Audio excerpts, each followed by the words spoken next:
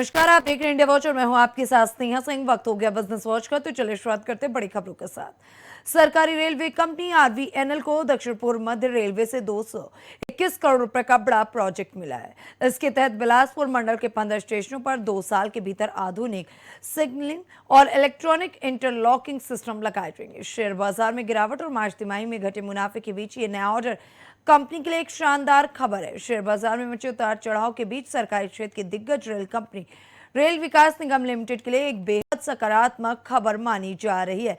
ये पूरा project engineering, procurement और कंस्ट्रक्शन मॉडल के तहत आवंटित किया गया है।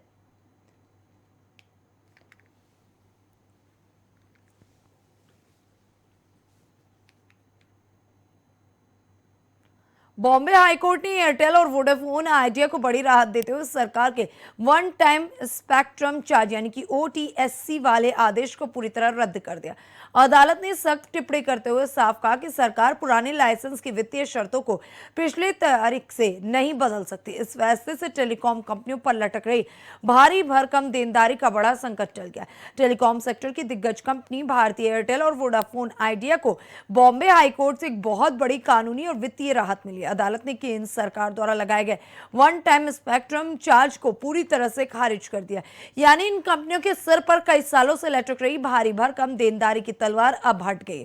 कोर्ट ने अपने कड़े फैसले में साफ कर दिया कि सरकार के पास यह अधिकार बिल्कुल नहीं है कि वो लाइसेंस जारी करने के बरसों बाद पिछली तारीख से वित्तीय शर्तों से कोई मनमाना बदलाव करे। इस फैसले से न सिर्फ कंपनियों को अपनी जमा कराई गई बैंक गारंटी वापस मिलेगी, बल्कि टेलीकॉम सेक्टर में लंबे समय से छाई एक बड़ी अनिश्चितता भी खत्म हो जाएगी।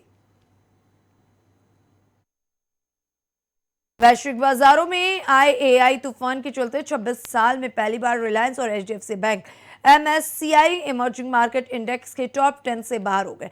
विदेशी टेक शेयरों की बंपर तेजी के मुकाबले भारतीय दिग्गजों का प्रदर्शन सुस्त रहा। इस बड़े उलटफेर से सूचकांक में भारतीय शेयरों का कुल वेटेज भी घटकर पिछले 6 साल के निचले स्तर पर आ गया। दुनिया भर में आर्टिफिशियल इंटेलिजेंस का ऐसा तूफान आया कि भारतीय शेयर बाजार के सबसे मजबूत स्तंभ भी अपनी साख नहीं बचा पाए। देश की 2 सबसे मूल्यवान कंपनियों रिलायंस इंडस्ट्रीज और एचडीएफसी बैंक को तगड़ा झटका लगा। साल 2000 के बाद यानी पिछले 26 वर्षों में यह पहला मौका जब प्रतिष्ठित एमएससीआई इमर्जिंग मार्केट इंडेक्स के टॉप 10 शेयरों की लिस्ट से भारत के एक भी शेयर नहीं है। एक तरफ जहां ताइवान और दक्षिण कोरिया की टेक कंपनियों ने एआई की बदौलत भारी उछाल दर्ज किया, वहीं भारतीय बाजार में ये दोनों दिग्गज अपने उच्चतम स्तर से काफी नीचे आ गिरे हैं।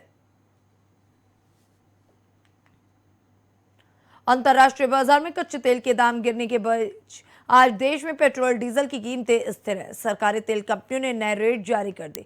दिल्ली में पेट्रोल 102.12 रुपए और मुंबई में 111.21 रुपए लीटर है।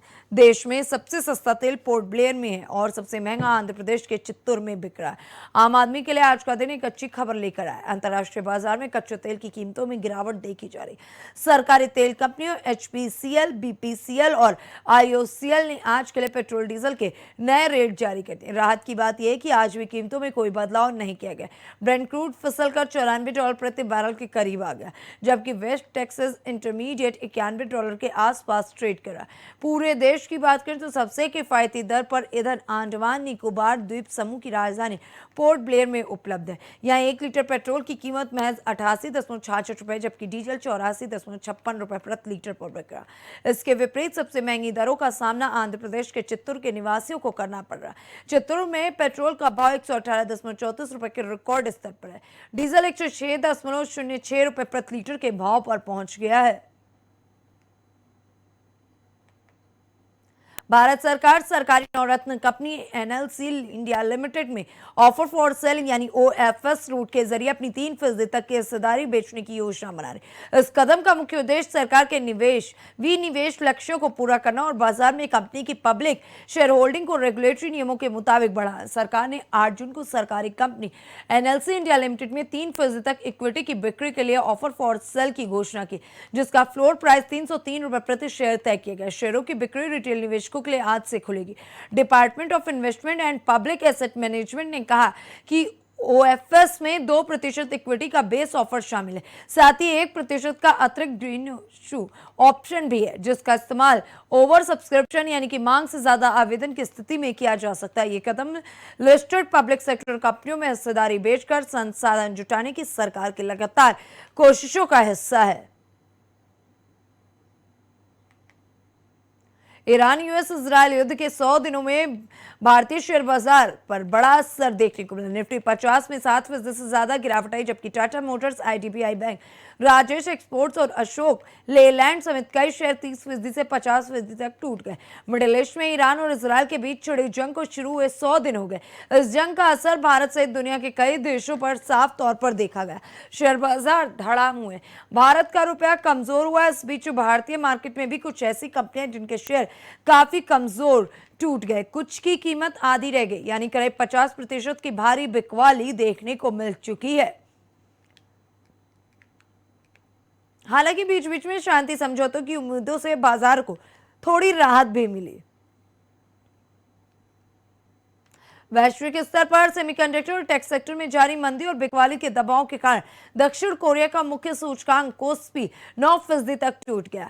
बाजार में मची भारी घबराहट और बिकवाली को रोकने के लिए रेगुलेटर्स को 20 मिनट के लिए ट्रेडिंग को अस्थायी रूप से रोकना पड़ा।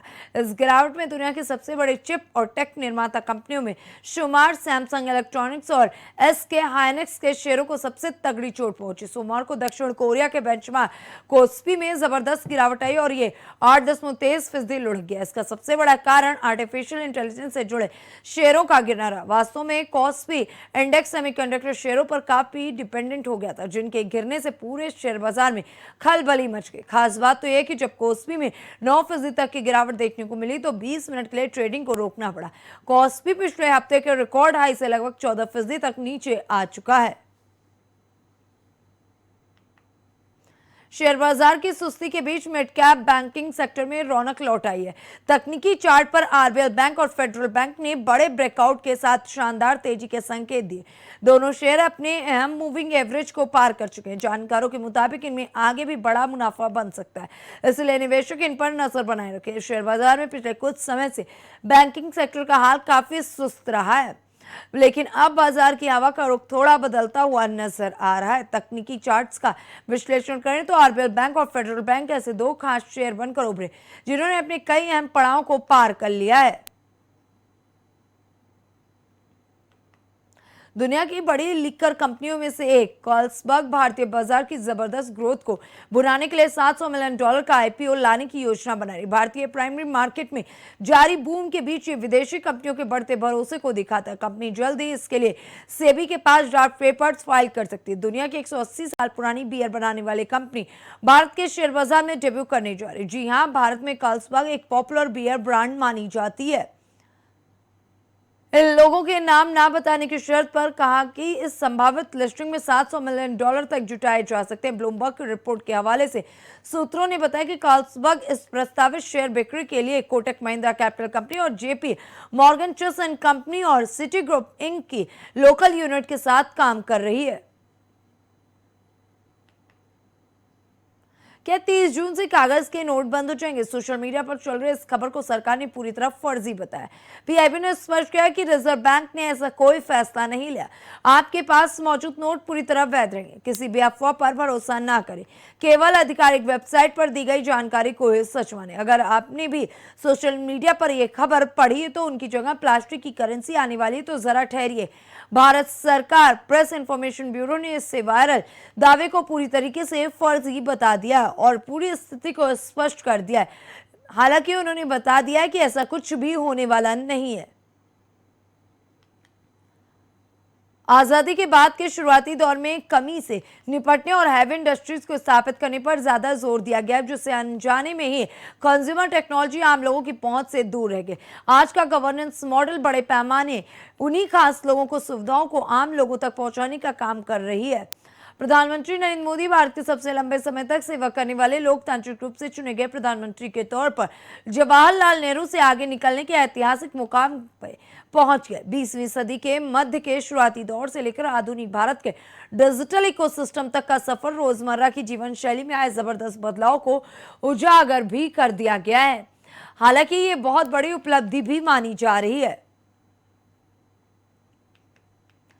पिछले हफ्ते सोना और चांदी में बड़ी गिरावट देखने को मिली। अब निवेशकों की नजर अमेरिका, चीन और भारत के अहम आर्थिक आंकड़ों के साथ पश्चिम एशिया के घटनाक्रम पर है, जो अगले सप्ताह की दिशा तय कर सकते हैं। पिछले सप्ताह सोने और चांदी की कीमतों में तेज गिरावट देखने को मिली।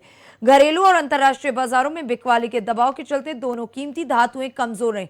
अब बाजार की नजर अगले सप्ताह आने वाले कई महत्वपूर्ण आर्थिक आंकड़ों और वैश्विक घटनाक्रमों पर होगी, जो सोने चांदी की कीमतों की दिशा तय कर सकते हैं।